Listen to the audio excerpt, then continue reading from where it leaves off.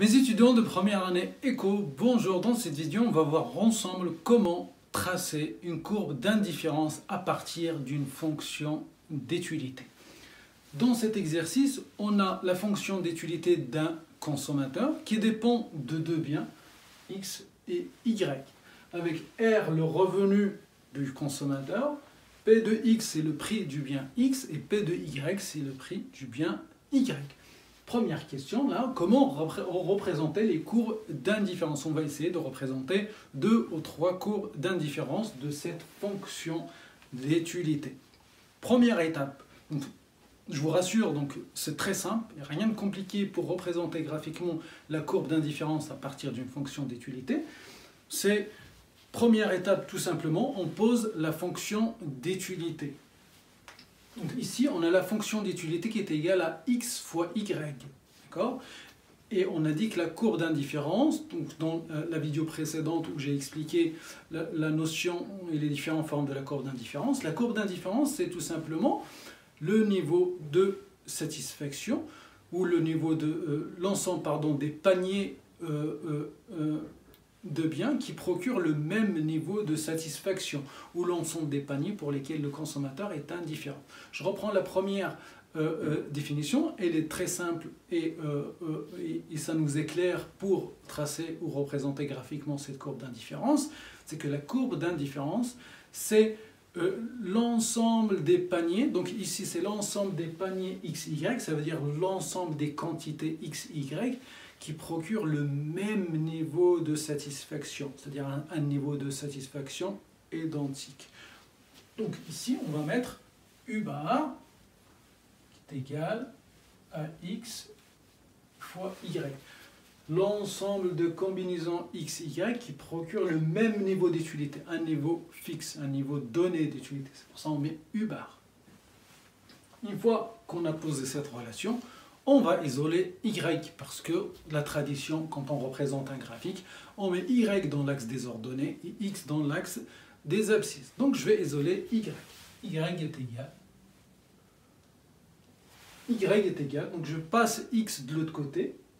Et il est en multiplication, il devient en division. Donc Y est égal à U bar sur X. Et U bar sur X, c'est tout simplement... donc U bar sur X, c'est l'équation de la courbe d'indifférence.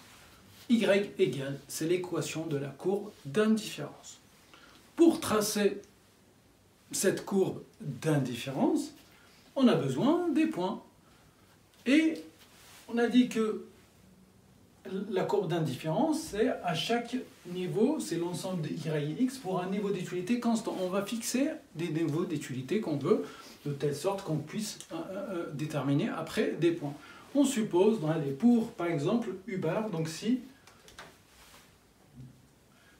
U bar, suppose que U bar est égal à 10. Donc U bar est égal à 10, c'est-à-dire un niveau d'étualité qui est égal à 10, Y est égal à 10 sur X. Donc c'est l'équation de la courbe d'indifférence d'un niveau d'étualité qui est égal à 10. C'est la courbe d'indifférence de l'étualité égale. C'est-à-dire cette équation elle va me donner l'ensemble de Y et X qui permettent d'avoir un niveau d'étualité égal à 10. Pour tracer une courbe, on sait que pour tracer une droite, on a besoin de 2 points. Pour tracer une courbe, il nous faut au moins 3 points. Bon, ici, on va prendre chaque fois 4 points. On va déterminer 4 points. On donne à x une valeur. Bien sûr, on ne peut pas donner 0. 0, c'est une valeur interdite. On donne à x une valeur et on détermine y. On commence par exemple, si x égale à 1, donc y est égal à 10. Si x est égal à 1, y est égal à 10 et on aura 1 fois 10, ça fait 10, donc le niveau d'étualité est égal à 10, on a bien fixé à 10. On prend un deuxième point, pour lequel on va chercher des multiples de 10, tout simplement. Donc allez, si, pour éviter les virgules, tout simplement, donc si x est égal à 2, si x est égal à 2, donc y égale 10 sur 2 est égal à 5. Y est égal à 5. Donc si vous remplacez ici 2 fois 5, ça fait 10, et donc ça fait bien le niveau d'utilité qu'on a fixé. Donc deuxième point. Troisième point, je vais juste inverser ici. Si x égale 5, forcément y égale 2. Donc 10 sur 5, ça fait 2, et 2 fois 5, ça fait bien 10, toujours le même niveau d'utilité ou le même niveau de satisfaction. On prend un quatrième et un dernier point, et je vais prendre juste l'opposé du premier, donc si y égale 10.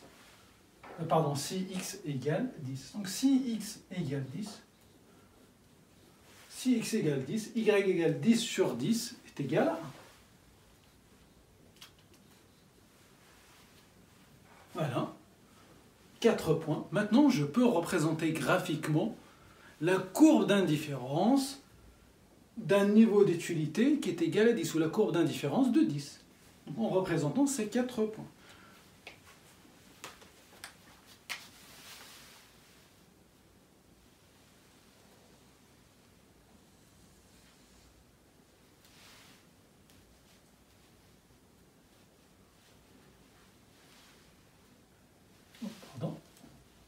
Y, l'axe des ordonnées, Ix, l'axe des abscisses.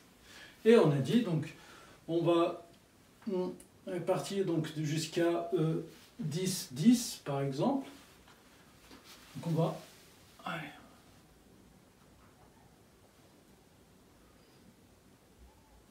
On va dire que ici, allez, 10 et 20. Et après, on a 1, 2 jusqu'à 10. Moi, on va faire la même chose. Donc, je vais ici jusqu'à 20. 10. Après, besoin de 5. 15. La même chose ici.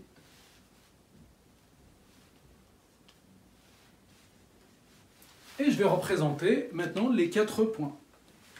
Le premier point, x1, y10. x1, donc 5, 1, c'est à peu près ici. Et 10, c'est là. Donc le premier point. Voilà le premier point. Le point 1, 10. 1, 10. Donc le premier est fait. Le deuxième, 2, 5. Donc 2, c'est ici. Et 5, c'est ici. Donc voilà. 1, 2 et 5. Donc ça, c'est fait.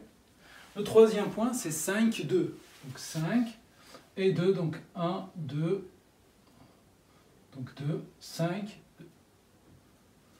Troisième point. Et le quatrième point, c'est 10, 1. Donc 10 et 1, il est quelque part par là. Voilà les 4 points. Maintenant, je vais les relier. On sait que c'est une courbe, donc on va les relier avec la main et pas avec une règle. C'est une courbe. Donc la courbe d'indifférence.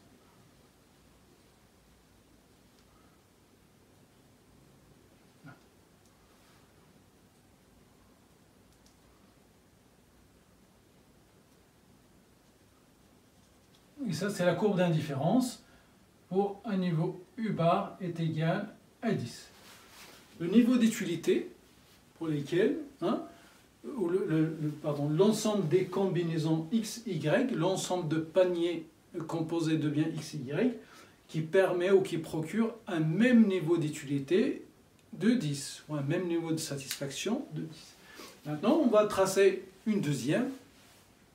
Je pense que ça suffit, on ne fera qu'une deuxième, et après c'est la même chose pour n'importe quelle valeur. Donc on prendra maintenant un niveau d'utilité de 20, vu qu'on a déjà 20. Maintenant, si on suppose maintenant, pour un niveau U bar est égal à 20, et on va représenter graphiquement la courbe d'indifférence de U bar égale à 20. Donc si U bar est égal à 20, Y est égal à 20 sur X, donc Y est égal à 20 sur X, l'équation de la courbe d'indifférence. Et pareil, on prend 4 points, on fait la même chose. Si X égale à 1, Y est égal à 20. Donc si X égale à 1, Y égale 20 sur 1, donc c'est 20. Si X égale, allez, on prend 4, Y est égal 20 sur 4, 5. Après, on peut dire, allez, si x égale à 10, on peut prendre 5 et l'inverse de celle-là, donc faites ce que vous voulez. J'essaie de prendre les points un petit peu éloignés pour que ça nous facilite la représentation graphique. Donc si x égale 10, donc 20 sur 10, ça fait 2, et donc y est égal à 2.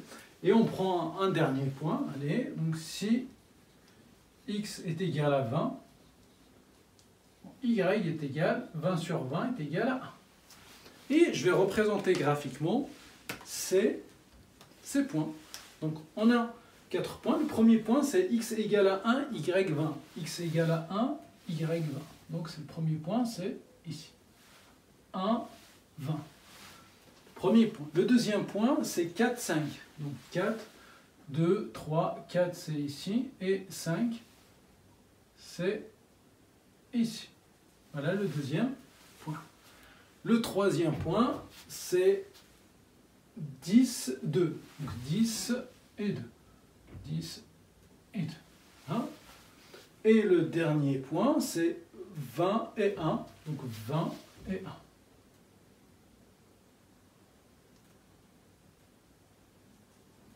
1. Et voilà, je vais maintenant relier ces points. Voilà.